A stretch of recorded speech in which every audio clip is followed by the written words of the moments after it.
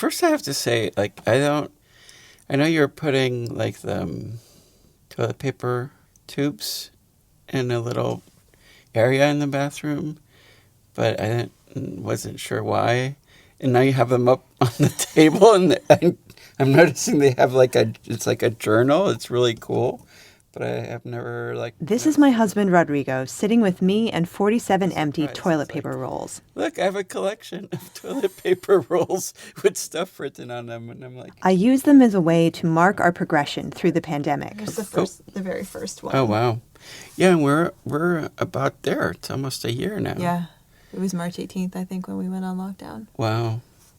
So this is March 30th, 20, and then there's a March from 21 there at that end. 3/2/21. Yeah. That was 2 days ago. So I dated them, and I've arranged by month so we can see how many we used each month. Okay. After a while of just dating them, I started also writing little journal entries on them. There. Let's see. I don't know what. Let me grab one of these. Okay. 8/1/20. My podcast is now available on Alexa, and it's written around the tube, so it's like you have to turn the tube around. Yeah. To read it. Right. It's an interactive journal. Yes. Experience. It's like a spiral with time.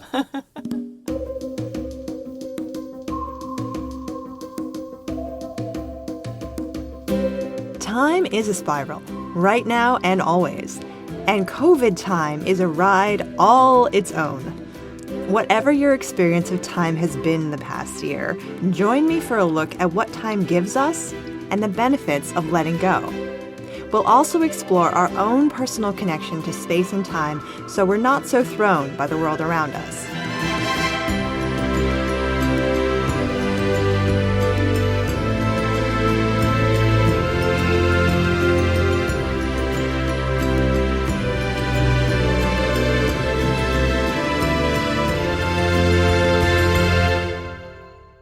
This is Shame Piñata. I'm Colleen Thomas. Welcome to Shame Piñata, where we talk about creating rites of passage for real-life transitions. So how are you doing with time right now? Do you have enough of it? Too much of it? Do you feel lost, or are you right on track? Do you know what day of the week it is? How sure are you about that? I've been having a hard time telling which way is up for about a year now, and it's disconcerting. And I know I'm not the only one. I've heard several people say in the past year it's difficult to focus. It's difficult to keep track of what month it is. Difficult to gauge the passage of time during the day. Was that 15 minutes? Was that only 2 weeks ago? COVID has been really messing with our ability to keep track of time, mostly because it's a completely liminal space that's asked us to give up the framework we've used our whole lives. I found an article on liminality recently from Alan Seal, the founder and director of the Center for Transformational Presence. The piece was written in 2016. Seal, who could probably never have imagined how impactful his article would be in the early 2020s, tells us that the word liminal comes from the Latin root limen, which means threshold. The liminal space is the crossing over space, a space where you've left something behind, yet you are not fully in something else. It's a transition space. Time is a super interesting thing. We feel secure when we build routines and expectations based on its constant presence. We mark time with concepts like generations, lifetimes, stages of life, annual patterns, weekly schedules, and daily routines. Let's take a moment to consider what COVID has done with these concepts. It's become difficult to connect across generations, which has kind of separated us from that intergenerational space that's so rich and important. The National Academy of Sciences recently published a study showing that life expectancy in the U.S. went down in 2020 due to the pandemic. So that's a hit to our concept of what constitutes a lifetime. Along with that, the life expectancy reduction for the Black and Latino communities is 3 to 4 times that for the white community. That very statistic threatens to erase any gains we've made in equity on its own. Stages of life and the way we mark them have also been affected. Graduations, weddings, and other gatherings designed to mark these stages have largely been abandoned for almost a year. We're missing those rituals, really missing them. And lastly, as you know, our annual weekly and daily patterns have completely changed. This is no small thing. I know you know this, and I also just really want to say whatever you're feeling right now, and whatever happened the last time you maybe suddenly just lost it over something small, you're not imagining things. This is weird. We didn't build our lives to make sense of this. An extended period of liminality with no warning and no psychological preparation is pretty brutal. COVID time to me feels like living inside a jar of sand and water that's being constantly shaken. Kind of like a snow globe, but without the pretty winter scene, creating a calming sense of place. What does time do for us? Or to be clear, what does an organized sense of time do for us? I think it gives us stability and maybe even sanity. At the very least, it provides a lay of the land, a framework, something to base our expectations on. But maybe we need to even be more fine-tuned in discussing this.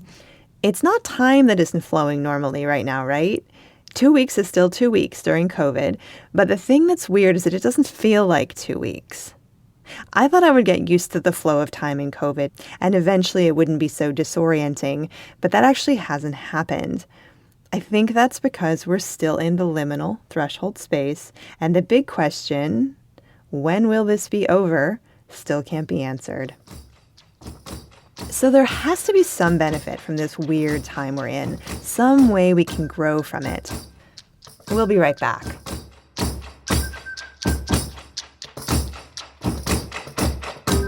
Thank you for spending a few minutes of your day with us. If you enjoy listening to Shame Piñata, you can support the show by sharing it with a friend or coworker. We're into our second season now. Yay! So all of our first season episodes are available on your favorite player, and there might just be one there that would really call to someone you know. So check it out, and thanks.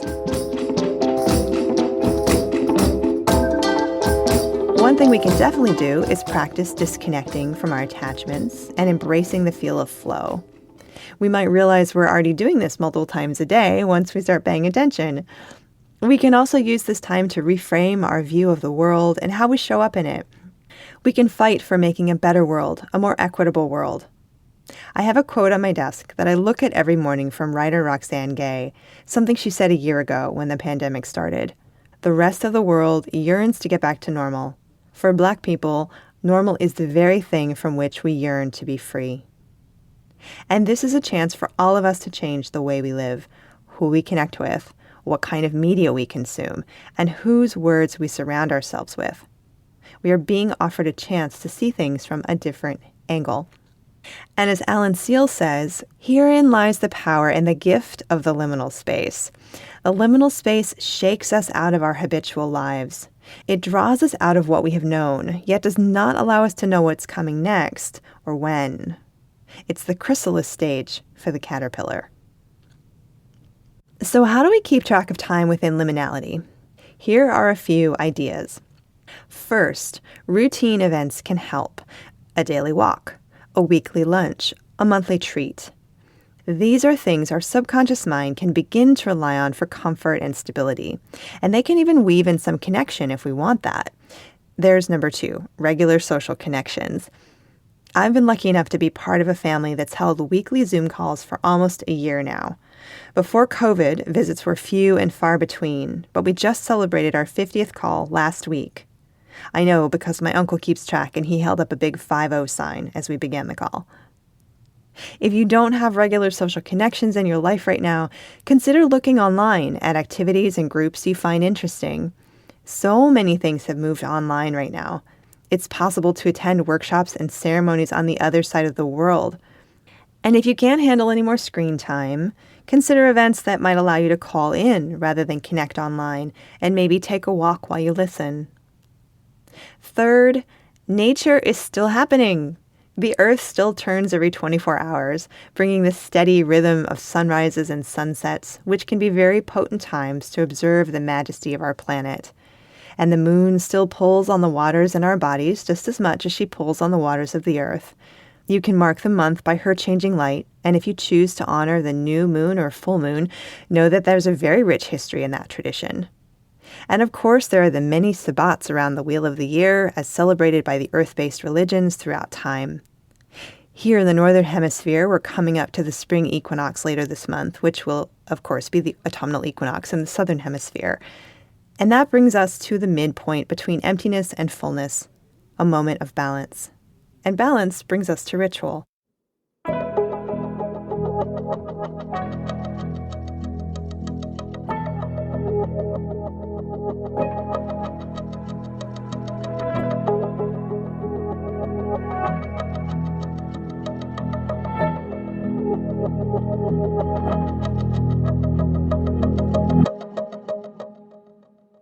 We can create rituals to mark the significant moments in our lives.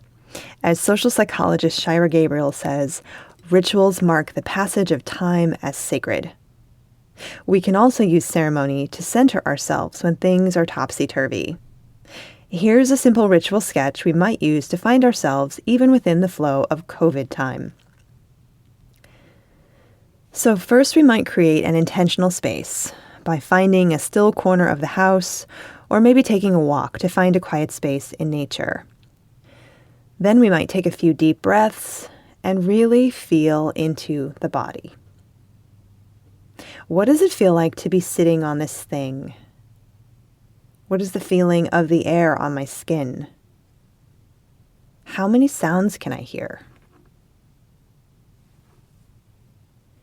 Next, we might get in touch with any spiritual guides, goddesses, gods, or entities we work with, or connect to the numinous however we experience it, with gratitude and humility. Connected to this greater force, we might notice that our breathing has softened a bit, and that we feel just a little bit calmer. We might then bring our focus to the wide field of time, seeing ourselves in the very center of it, complete and whole, grounded and calm. Noticing how it moves in spirals, how it dances around us and holds great complexity. And yet at the center of it, we are focused and deeply connected with our own self, our own presence.